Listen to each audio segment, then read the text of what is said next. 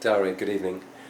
This is a review of the Corsair Carbide Air 240 Cube black case. Now this case is going to be used and is currently running, as you see in front of you. Let me just see, you can see that Windows 2016 Technical Preview 5. It's kind of a test bed case at the moment, but it should be, in the fullness of time, be running a firewall Sophos server.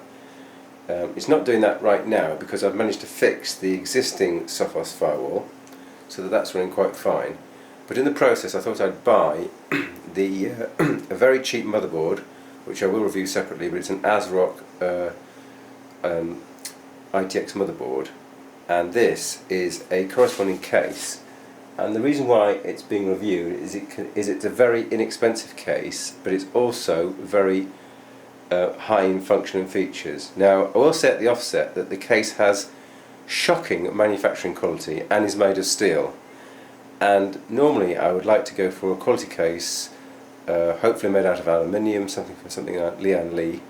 And indeed, the last sort of 3 or 4 cases I've ever bought, which have lasted me for a long time, have been Lian Li.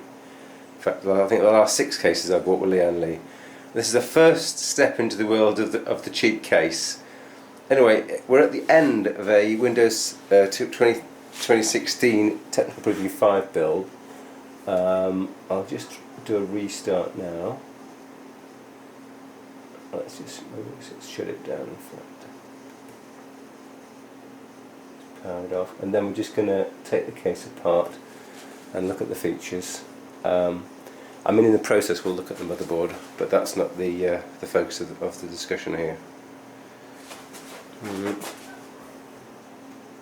Technical Preview 5 doesn't shut down quite right at the moment. So at the moment you're looking at the front of the case.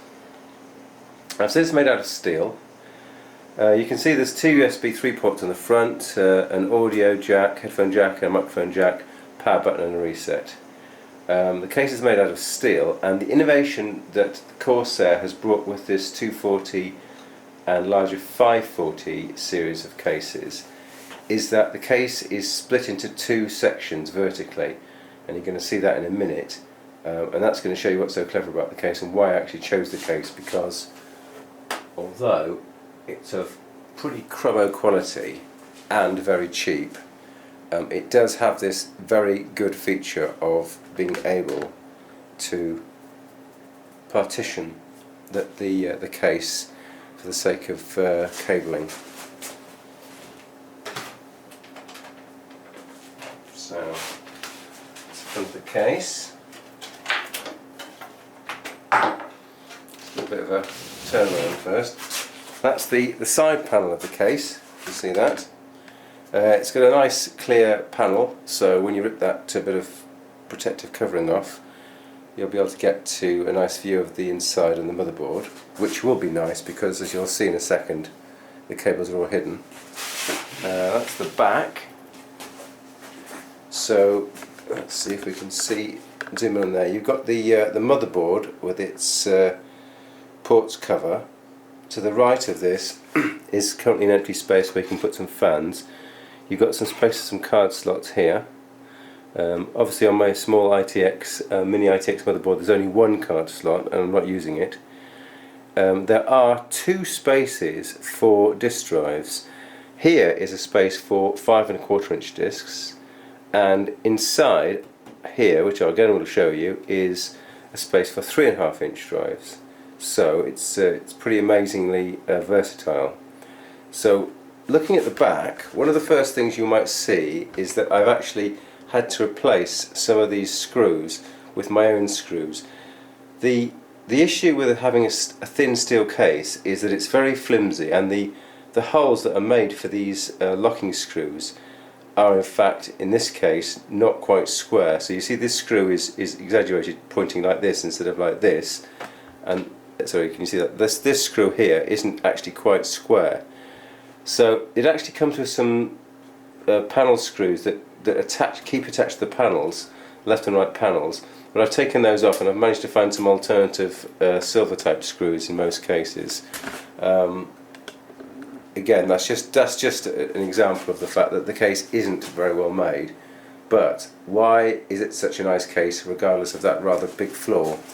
So let's take the panel off. It's just these two screws, taking the left hand panel off.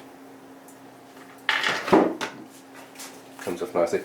By the way, there's a sort of magnetically attaching filter here, so if you had something attached to that, you could just remove the filter completely, for example. So let's look at the inside. I think it's pretty damn neat and beautiful and tidy. So if you can see here, we've got an area for three 3.5 inch drives, which is pretty good. The bottom right, you've got a space for the power supply. I've got a power supply with modular wiring, so you've just got the cables that you need. But if you just bought a cheaper power supply, you'd have all the cables here, cluttering up the back. But again, there's a minute you won't see them because there's a vertical divider here, which is saving you from looking at all this horrible cabling mess. So here's the 3.5 inch drive area, and here is the 2.5 inch drive area. Again, I'll just take this top off here.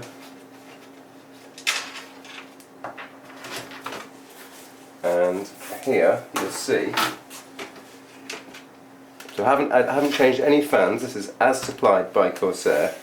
You'll see that there's a space for three 2.5 inch drives. They're inserted on these little caddies like this, which is quite nice, but that's not going to help you. You won't be able to just take them out because of course they're going to be plugged in at the bottom, so you'll have to take the side panel off, remove the covers, and then take this top panel off. So it's still pretty fiddly to take the drives in and out. It's supplied with this standard single fan up here. Obviously that can come off. I'm guessing you can put one of those air liquid coolers to cool a motherboard that might need more cooling, and the space at the back for fans. And here they're not supplied, but I guess they're kind of small and noisy fans, so you probably wouldn't want to install them anyway. This screw comes off, by the way. Again, it's very fiddly, and since this is a sort of development PC where cases are coming off and on all the time, it's already a bit ruined, this screw thread. So here you see again, you've got these caddy arrangements for these. Okay. Put that back on. Okay, so that's the back. That's Mr. Top. It's back on. Hopefully without too much ado. These replacement screws are quite good quality. And let's try and put this on.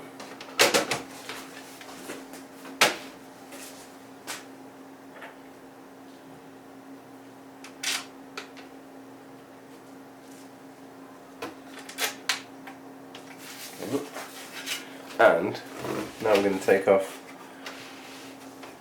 the sort of motherboard side.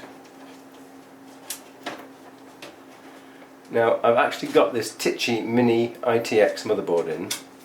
You can either put a mini or a micro ATX panel. Let's have a look here. So as you can see, it's pretty neat and tidy here. There's just the power cable coming out from here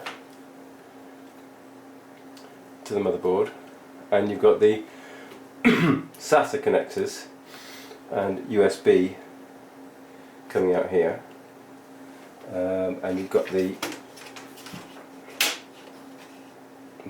power button connector and reset button here. So it all looks very tidy, and I think that's the whole point of the case. You do have these two fans here, but in fact this motherboard is actually a passively cooled CPU, so it doesn't really need any of these fans, but I've just left them in for now. I think all in all, when the firewall is up and running, we'll just disconnect these fans because they're not really needed. It's able to run without any any fans. It'll just be the fan of the PSU. But we're here to discuss the case. So you can see that this case does look very neat and tidy in this side. There are no drives on this side. There's just the motherboard, and all the drives and the PSU and all the cables are on the back side.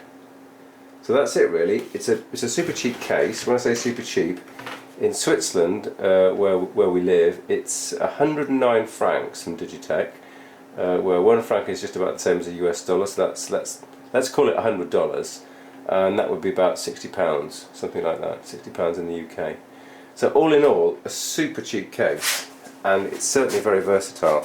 It's just a shame, I think, that this doesn't actually be manufactured a slightly little bit larger to accommodate an ATX size motherboard. Now they do a 540, and the 540 is for ATX and eATX motherboards. In fact, I've got a 540, and I've got an and a very old, like a 12-year-old eATX motherboard in that case.